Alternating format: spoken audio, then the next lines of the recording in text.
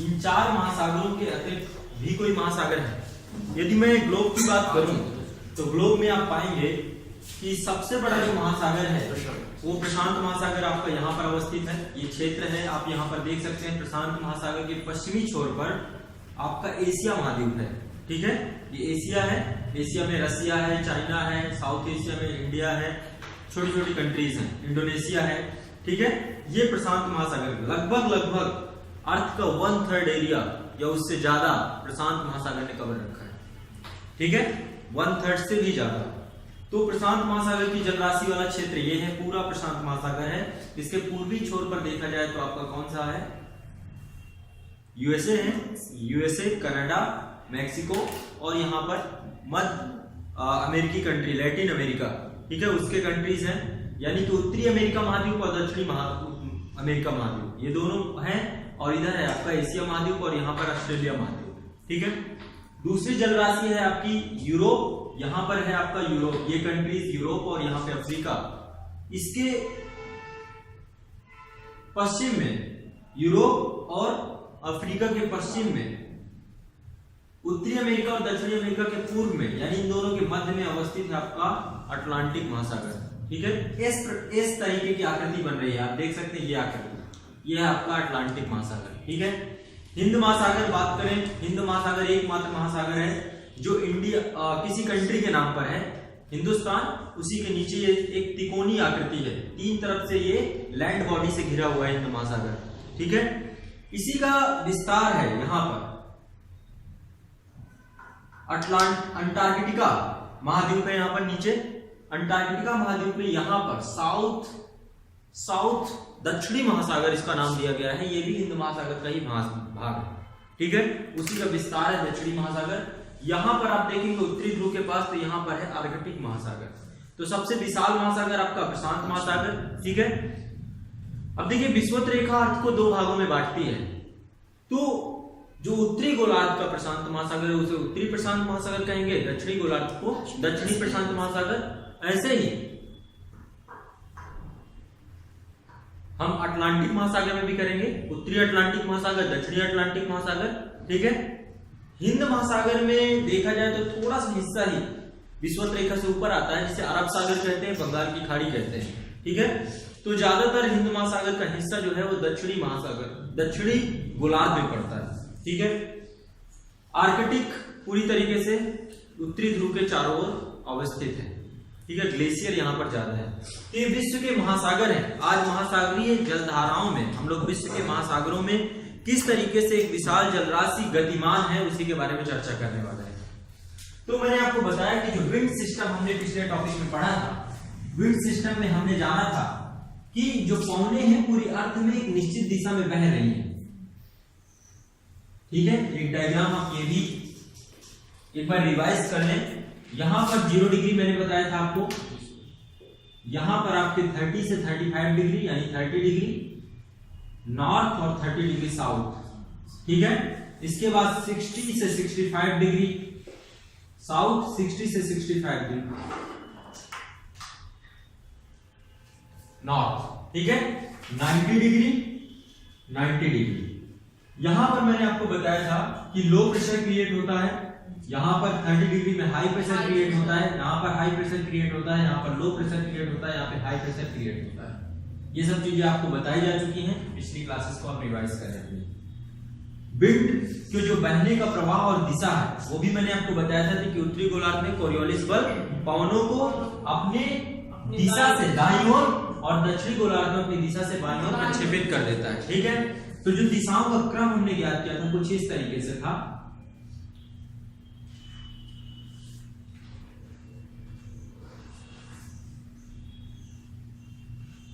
कुछ ये क्रम हमने ज्ञात किया था, 30 डिग्री नॉर्थ से 30 डिग्री साउथ। इनको हमने नाम दिया था ट्रेड विंड या व्यापारिक पवने। First thing. दूसरी बात हमने यहाँ पर देखा था 30 से 60 के बीच में जो पवनों की दिशा है, डायरेक्शन है, कुछ इस तरीके से। इनका नाम क्या दिया गया था? पछुआ पवने। पछुआ पवने।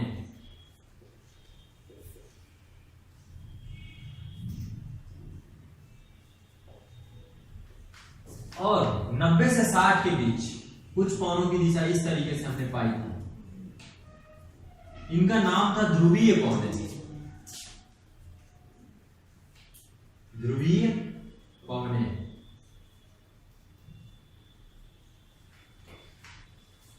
व्यापारिक पवन 30 डिग्री साउथ से 30 डिग्री नॉर्थ, पछुआ पवन 30 डिग्री से 60 डिग्री के बीच नॉर्थ और साउथ दोनों में, और ध्रुवीय पवने 60 से 90 के बीच नॉर्थ और साउथ दोनों में। ये हमने पवन तंत्र में जो हमारा डायग्राम है कुछ इस तरीके से निकल के आया था। ठीक है, देखिए महासागर जो है, हमारे जितने भी महासागर हैं अर्थ में, इन सभी महासागरों में जल की एक विशाल जल राशि एक बड़ी तीव्र गति से गतिमान है। ठीक है, तो आप हेडिंग डालें महासागरीय जलधाराएं। महासागरीय जलधाराएं, कुछ चीजें महासागरीय जलधाराओं के बारे में लिखिए, फिर इसके बाद जो अवधारणाएं होंगी मैं क्रमवार समझाता चला जाऊंगा। एक मैं डायग्राम यहां पे बनाऊंगा, उस डायग्राम को आप मेरे साथ पहले बना लें।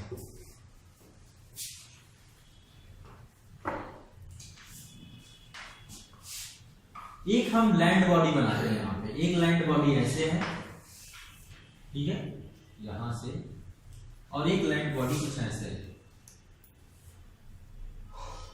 ये मान लीजिए दो महाद्वीप हैं, इसको आप मान सकते हैं कुछ भी मान लीजिए।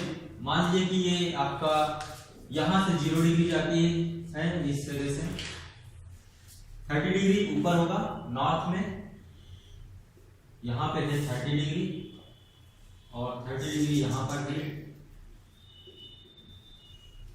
साउथ, ये नॉर्थ है और ये 30 डिग्री साउथ है। ठीक, इसके बाद हम देखेंगे यहां से ये वाले क्षेत्र में ये 60 डिग्री यहां से जा रहा है। ये लैंड बॉडी है, छोटे छोटे द्वीप होंगे यहाँ पे कहीं पे, लेकिन ये जल राशि है। बीच का हिस्सा क्या है? वाटर बॉडी है। ठीक है, ये बीच में जल राशि है, विशाल जल राशि। अभी मैं किसी भी महासागर की बात नहीं कर रहा, ना मैं प्रशांत महासागर की बात कर रहा, ना अटलांटिक महासागर की बात कर रहा, ना मैं हिंद महासागर की बात कर रहा। अभी हम चर्चा कर रहे हैं कि महासागरीय धाराएं किस प्रकार से प्रभावित होती हैं, कौन कौन से कारक है जो महासागरीय धाराओं को प्रवाहित करते हैं, है ना, उसको हम जानेंगे। फिर इसके बाद उनको अप्लाई करेंगे सभी महासागरों पे। तो ये 3 लैंड बॉडी है, यहाँ पर 60 डिग्री नॉर्थ है, यहाँ पे 60 डिग्री साउथ है। ठीक, ये आपका समुद्र है, महासागर है, विशाल महासागर, जिसमें महासागरीय धाराएं, है ना, एक निश्चित दिशा में जा रही हैं। तो कुछ डेफिनेशंस बोलूंगा मैं, उनको आप पहले लिख लीजिए, इसके बाद फिर हम एग्जैक्ट इस पूरे डायग्राम को समझेंगे। लिखिए, महासागरीय जलधाराओं की परिभाषा पहले लिख लीजिए। महासागरीय धाराएं हेडिंग है, उसी में लिखना है जलधारा। एक निश्चित दिशा में महासागरीय जल, एक निश्चित दिशा में महासागरीय जल के प्रवाहित होने की गति को धारा कहते हैं, करंट कहते हैं। विद्युत धारा भी आप सुनते हैं ना, विद्युत धारा में क्या होता है, वहां पर कौन प्रवाहित होता है? इलेक्ट्रॉन्स होते हैं, चार्ज होता है ना। उसी प्रकार से धारा का मतलब है एक निश्चित दिशा में यहां पर जल का प्रवाह हो रहा है, इसको महासागरीय जलधारा कहते हैं। ठीक है, नेक्स्ट लिखिए, इसमें धारा को दिशा एवं आकार के आधार पर कई प्रकारों में विभक्त किया जाता है। धारा को दिशा एवं आकार के आधार पर कई प्रकारों में विभक्त किया जाता है।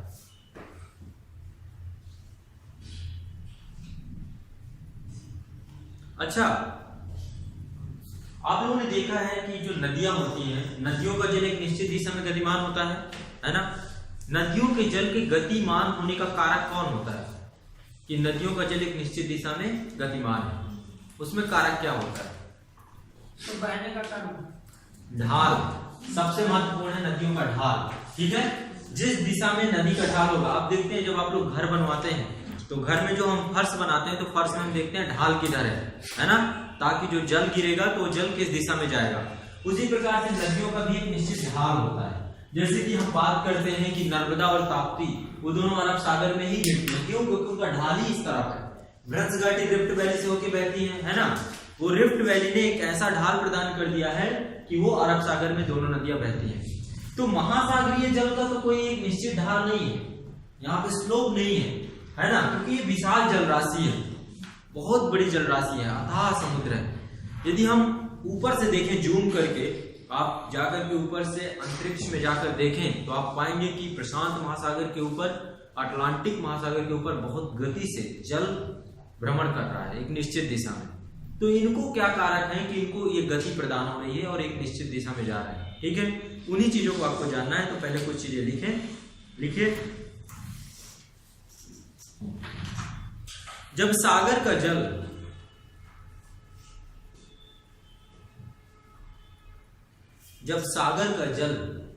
अत्यधिक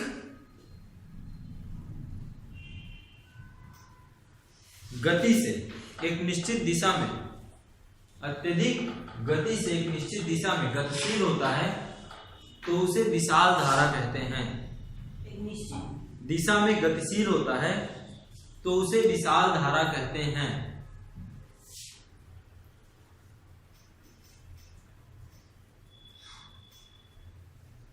इसकी गति सर्वाधिक होती है गल्फ स्ट्रीम, इसका प्रमुख उदाहरण है। ठीक है, अभी गल्फ स्ट्रीम क्या है इन सब पे मत जाएं, अभी आगे आपको मैं बताऊंगा। जब अटलांटिक महासागर की धाराएं पढ़ेंगे तो गल्फ स्ट्रीम के बारे में जानेंगे, नाम जानेंगे। इसकी गति सर्वाधिक होती है। सागर में जो जल बह रहा है जो विशाल धारा के रूप में, इनकी गति बहुत तेज होती है। जैसे कि एक एग्जांपल मैंने बताया आपको गल्फ स्ट्रीम का।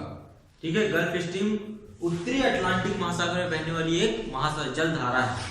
ठीक है, अभी इसके बारे में चर्चा करेंगे, जैसे कि गल्फ स्ट्रीम। आगे लिखिए, महासागरीय धाराओं को दो भागों में बांटा जा सकता है, दो वर्गों में विभाजित किया जा सकता है। महासागरीय जल धाराओं को दो वर्गों में विभाजित किया जा सकता है। ये दो वर्ग कौन कौन से हैं? ठंडी जल धारा और गर्म जल धारा। जल धारा और दूसरा है गर्म जल धारा।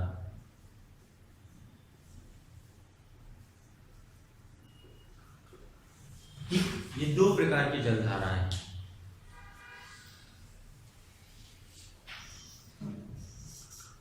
अब ये ठंडी जल धाराएं हैं, इन्हें ठंडी जल धाराएं क्यों कहते हैं और इन्हें गर्म जल धाराएं क्यों कहते हैं? तो हमेशा ये कॉन्सेप्ट अब याद रखिएगा। ये 0 डिग्री है, 0 डिग्री को हम विषुवत रेखा बोलते हैं। 0 डिग्री से 90 डिग्री की तरफ प्रवाहित होने वाला जल क्या कहलाएगा? गर्म जल धारा। यहां पर सर्वाधिक ताप होता है, सूर्य का सबसे ज्यादा प्रकाश मिलता है, सर्वाधिक ऊष्मा मिलती है।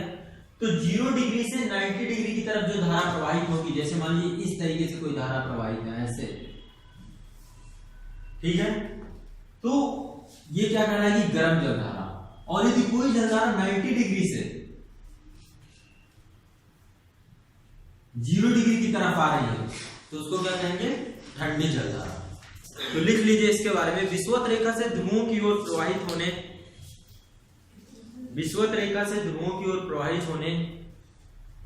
होने वाली जलधाराओं को गर्म जलधारा, ध्रुवों की ओर प्रवाहित होने वाली जलधारा को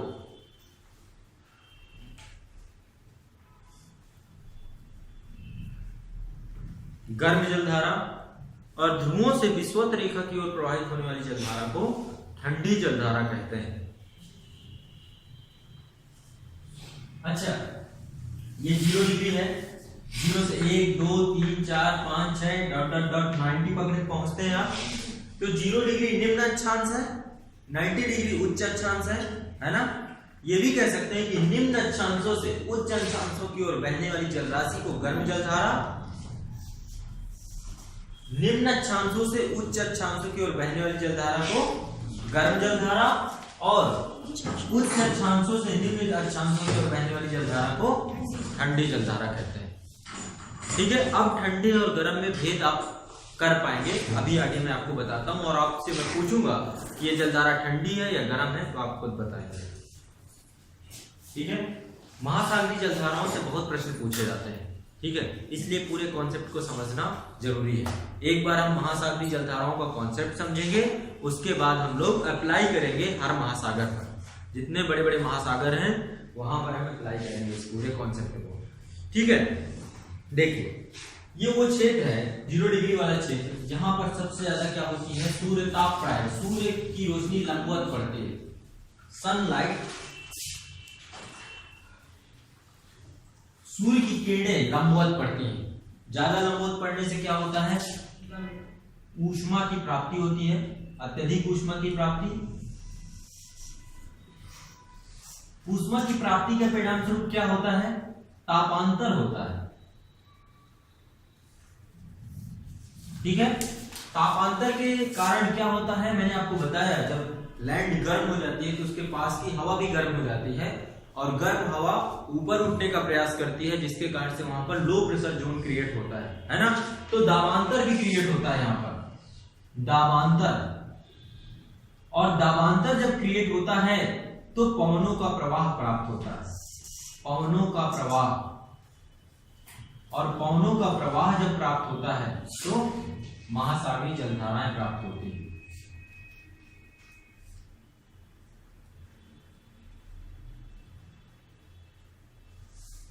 महासागरीय जलधाराएं, ठीक है। कुछ इस तरीके की बातें हैं। सबसे पहले सनलाइट है, ठीक है, ऊष्मा की प्राप्ति, तापांतर, दाबांतर, पवनों का प्रवाह और महाजलधाराओं की उत्पत्ति। ये कुछ एक हमें कारक पता चलता है। मैंने आपको बताया ये कौन सा, ये 0 डिग्री है, ये 30 डिग्री है, ये 30 डिग्री है। पवनें कैसे बह रही हैं लैंड बॉडी पे, इस क्षेत्र पे पवनों के बहने का क्रम क्या है, क्या कुछ इस दिशा में नहीं बह रही है, आप देखिए बह रही है ना। यानी कि ये जो बॉडी है, यहाँ पर वाटर बॉडी है, पूरा जल है, ठीक है, ये जल है। इन जल के ऊपर भी पवनें कुछ इसी दिशा में बह रही होंगी, ऐसे बह रही होंगी। तो जब पवनें इधर बह रही है तो क्या इस वाटर बॉडी को इधर पुश कर रही होगी कि नहीं कर रही होंगी, कर रही होंगी। तो यहां पर जो जल है उसका प्रवाह किस दिशा में हो जाएगा, क्या कुछ इस तरीके से जल बहने का प्रवाह नहीं करेगा, कुछ ऐसे जल नहीं बहेगा, है ना। क्यों, क्योंकि यहां पर 0 से 30 डिग्री के बीच पवनें जो है पुश कर रही हैं वाटर बॉडी को इधर बहने के लिए। महासागरीय जलधाराओं को समुद्री तरंगों से कंपेयर नहीं करना। ये समुद्री तरंगे नहीं है, लहरें आती है ना, ये लहरें नहीं है।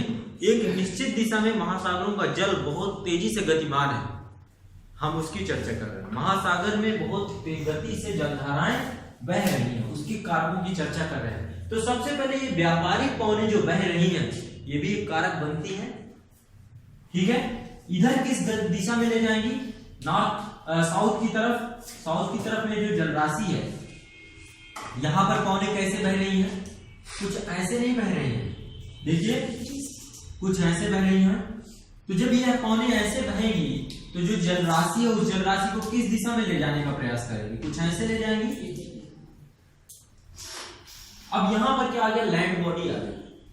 जब लैंड बॉडी आएगी तो इनकी दिशा में परिवर्तन होगा, है ना।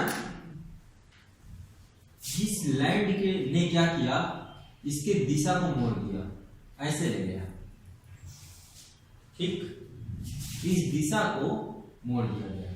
और जैसे ही 30 डिग्री क्रॉस किया गया तो यहां पर पवनें कैसे बह रही हैं, किस दिशा में बह रही हैं, क्या कुछ ऐसे नहीं बह रही हैं।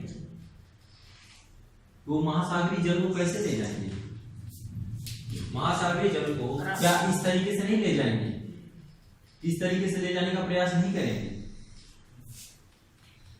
ठीक। यहां पर भी देख लीजिए, ये लैंड बॉडी आ गई, यहां से ये जो एक महाद्वीपीय अवरोध है उस अवरोध ने इनकी दिशा को मोड़ दिया, और मोड़ने के परिणाम स्वरूप 30 डिग्री जैसे इन्होंने क्रॉस किया तो यहां पर किस तरीके की पवनें चल रही हैं, 30 डिग्री में कुछ ऐसे पवनें चल रही हैं, ठीक है। और इन पवनों ने क्या किया, इसके स्वरूप को परिवर्तित कर दिया, दिशा को परिवर्तित कर दिया, क्या ये बात समझ में आ रही है आपको? ये मैं एक कारक बता रहा हूं कि जो व्यापारिक कोने में और पछुआ कोने में, व्यापारिक और पछुआ कोनों के द्वारा इन महासागरीय जलधाराओं की दिशा में परिवर्तन किया जा रहा है। तो पहला कारक क्या हुआ? व्यापारिक कोने 30 डिग्री साउथ से लेकर 30 डिग्री नॉर्थ में बहने वाले। दूसरा महाद्वीपीय अवरोध, इन्होंने भी दिशा में परिवर्तन करने का प्रयास किया, है ना? तो लिखिए, आगे बढ़िए। एक अवधारणा, एक कॉन्सेप्ट लिखिए पहले। हाँ पूछे। ये सब जो आप कॉन्सेप्ट दे रहे कि हमारा 0 से हमारा 90 तक जाएंगे, ये हमारे गर्म धाराएं कर रहे हैं।